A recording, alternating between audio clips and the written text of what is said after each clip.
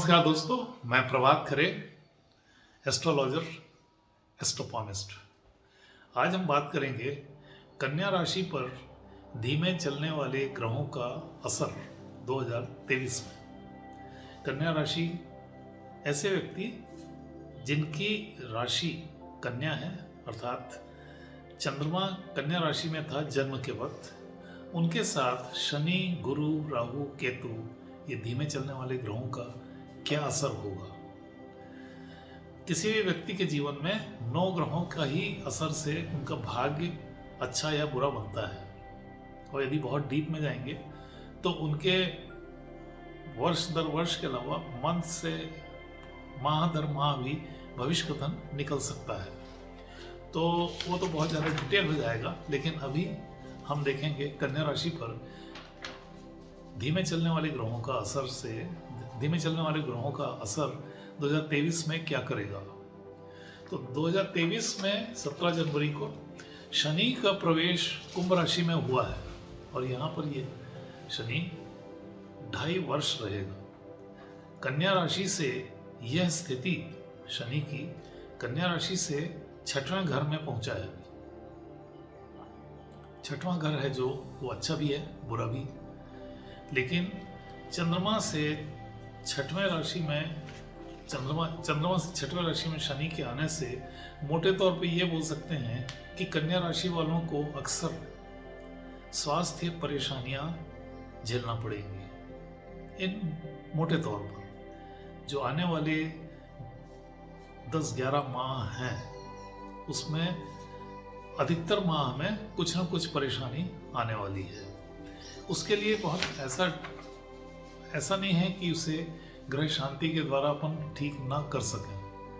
ग्रह शांति अगर होती है उससे 100% परिणाम आते हैं। शर्त यह है कि विधिवत हो जाए। हजारों साल से जो ग्रह शांति की विधियां चली आ रही हैं बहुत पावरफुल होती हैं और अधिकतर केस में ये फेल इसीलिए होती हैं क्योंकि गंभीरता से नहीं किया जाता है। वो तो एक बात की बात है। अभी अपन देखते हैं कि कन्या राशि पर शनि, गुरु, राहु, केतु का क्या असर होगा। तो अभी जब शनि की एंट्री हुई है कुंभ राशि में तो कुछ स्वास्थ्य परेशानियां अक्सर आएंगी। ये कौन सी हो सकती हैं? या तो त्वचा के रोग या पेट के रोग कष्ट देंगे। और सबसे ज़्यादा कब देंगे? सबसे ज़्यादा देंगे प्रथम 6 माह में, क्योंकि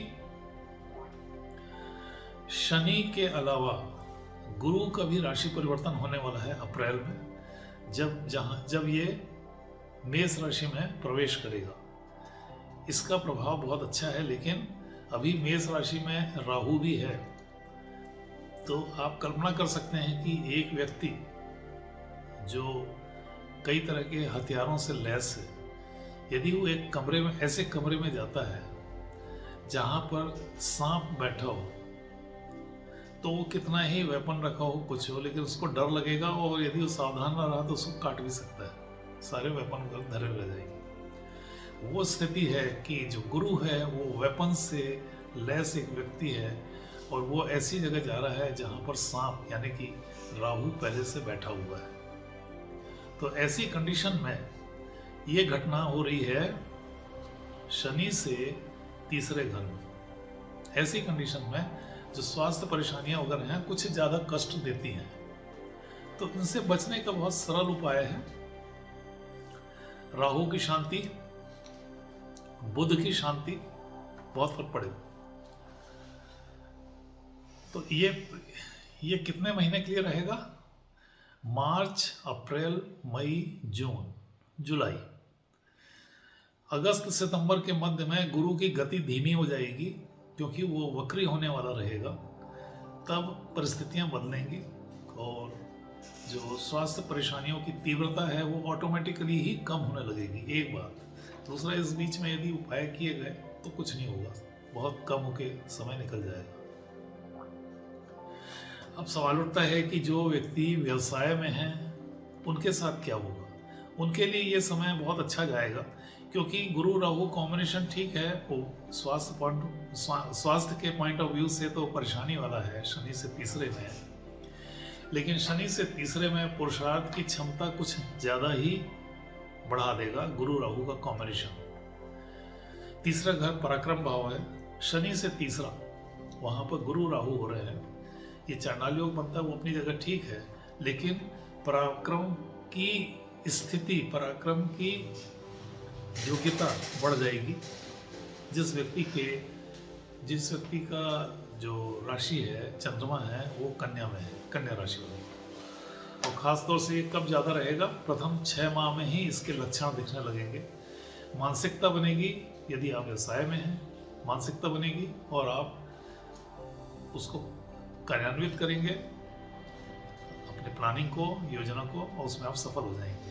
इसमें आपको सपोर्ट मिलेगा ऐसे व्यक्तियों को जो राहु से गवर्न होते हैं। जो राहु के प्रतीक हैं वो हैं ठाकुर समुदाय, मुस्लिम समुदाय और शूद्र वर्ग या हरिजन जिनको बोलते हैं, ये राहु से गवर्न होते हैं। इनका सपोर्ट बहुत मिलेगा और इनके कारण से आप सफल रहेंगे, एक बात। दूसरा, मित्रों का सहयोग बहुत मिलेगा। और यदि आप सर्विस में हैं तो सर्विस में यदि हैं तो कैरियर में बेहतर परिवर्तन के योग आ रहे हैं। वो जो समय है वो है अप्रैल, मई, जून, जुलाई के दौरान में। इसके कारण इस समय में आपको मौके मिलेंगे एक बेहतर कंपनी ज्वाइन करने के। और यदि आप सरकारी जॉब में हैं तो बेहतर विभागीय परिवर्तन या फिर प्रमोशन, जिससे कारण से समाज में इज्जत बढ़ेगी और धन प्राप्ति की संभावनाएं डबल से भी ज़्यादा हो जाएंगी। ये बहुत अच्छा टाइम रहेगा, लेकिन जुलाई तक। जुलाई के बाद स्थितियां सामान्य होने लगेंगी, क्योंकि शनि भी वक्री होने वाला है जून जुलाई में। तो उसके बाद फिर शनि उतना अच्छा प्रभाव सर्विस और व्यवसाय वालों के लिए नहीं रहेगा। वो ठीक होगा फिर अक्टूबर नवंबर में, जब वो मार्गी होगा, सीधा चलना शुरू करेगा। अब सवाल उठता है कि जो पारिवारिक जीवन है वो कन्या राशि वालों का कैसा रहेगा। कन्या राशि वालों को वैचारिक मतभेद और गलतफहमी योग ये जीवन में कई बार आते हैं मोटे तौर पर। ये तो इंडिविजुअल कुंडली देखने से समझ में आ जाता है कि ये व्यक्ति कन्या राशि में है तो पारिवारिक अशांति बहुत ज़्यादा है, यह मामूली होकर निकल जाएगी। क्योंकि बाकी ग्रहों का भी असर, जन्म समय की जो ग्रह स्थिति है उनका असर बहुत ही पावरफुल होता है। तो वो देखने के बाद ही डिसाइड कर सकते हैं। लेकिन अभी कन्या राशि से 6वें में शनि के जाने से वैचारिक मतभेद और गलतफहमियां अक्सर आएंगी 2023 में। उसका जो कारण है, जिनकी कन्या राशि, उनमें चंचलता ज्यादा रहेगी और कई बार वैचारिक मतभेद या गलतफहमी योग ये भी आएंगे। इसका भी कारण वही है। तो इनका जो ज़्यादा इफेक्ट आएगा वो है मार्च, अप्रैल, मई के दौरान। तो उपाय वगैरह से तो फर्क पड़ेगा। फिर सवाल उठता है कि एक व्यक्ति जो कन्या राशि का है, यदि वो 10 साल का है या लड़की 10 साल की है, तो उसका पारिवारिक जीवन में कैसे होगा, पारिवारिक जीवन में उसको क्या असर आएगा। उसकी तो शादी नहीं हुई। तो वैसे केसेस में कन्या राशि के और भी जो खराब असर हैं वो शनि के कारण तो झेलना ही पड़ेंगे। सबसे ज़्यादा है स्वास्थ्य परेशानियां वगैरह। जो शनि, कन्या राशि का जो असर है शनि के कारण से, वो किनको ज़्यादा रहेगा वो आपको बता देते हैं। यदि आपकी कन्या राशि है और यदि आप 23.5 से 25 आयु मध्य में हैं, तो इसमें सर्विस में बेनिफिट्स मिलेंगे आपको। जैसे बेहतर सर्विस में जाना, यदि आप प्राइवेट सेक्टर में हैं, और यदि आप गवर्नमेंट जॉब में हैं तो ऐसा कोई विभागीय परिवर्तन जिसमें आपकी कमाई बढ़ जाएगी और कैरियर चेंज का मौका भी आ सकता है। यदि आप 35 से 37 आयु के मध्य में हैं तो 200% बात मानिए कि ऐसा होगा, वो है कि कैरियर में मेजर चेंजेस आएंगे, बड़े परिवर्तन। यदि आप प्राइवेट सेक्टर में हैं तो बहुत अच्छी कंपनी ज्वाइन करने का मौका मिलेगा। यदि आप विदेश में किसी कंपनी को अप्लाई करते हैं और आप 35 से 37 आयु मध्य में हैं तो संभावना है, बिल्कुल ऑलमोस्ट श्योरिटी है कि आपका सिलेक्शन होगा। पारिवारिक जीवन में घरेलू अशांति योग 27, 28, 29 आयु खंड वालों को झेलना पड़ेगा। मान लो जैसे किसी की उम्र 26 साल है और उसकी शादी हो चुकी है, तो फिर 27, 28, 29 आयु खंड में वैचारिक मतभेद, गलतफहमी या फिर कार्य की व्यस्तता के कारण से पत्नी बच्चों से दूर रहने का योग, ये भी घरेलू टेंशन देता ही है। और यदि 36 से 39 आयु मध्य में कन्या राशि वाले की उम्र है, तो घरेलू टेंशन, अशांति कुछ ज्यादा ही होगा। अलगाव के खतरे तो नहीं है, लेकिन उसके जैसी परिस्थितियां जरूर बनेंगी। फिर से अपन एक बात बोलेंगे,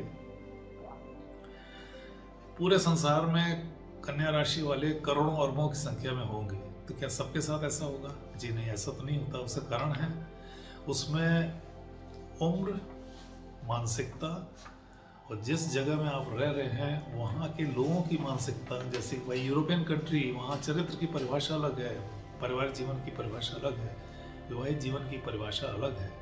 वहाँ लोग अपने पास जैसे जो पूछते हैं, वो कभी 25-30 साल का व्यक्ति ये नहीं पूछता है कि मेरी शादी कब होगी, वो ये पूछता है कि मेरी रिलेशनशिप कैसी रहेगी।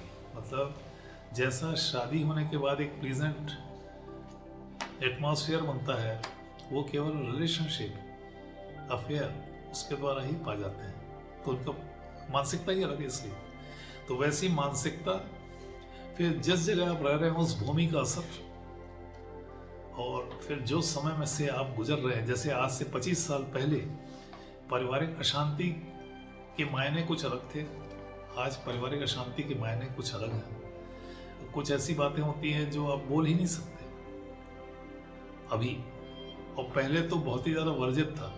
अब समय बदल रहा है, धीरे धीरे रिलैक्सेशन आ रहा है, रूल्स रेगुलेशन। तो ये सब बहुत सारी ऐसी बातें हैं जो असर डालती हैं जन्म कुंडली के अलावा। तो 36 से 39 आयु मध्य में यदि किसी कन्या राशि वाले की उम्र है, तो उसको घरेलू अशांति बनी रहेगी, एक चीज।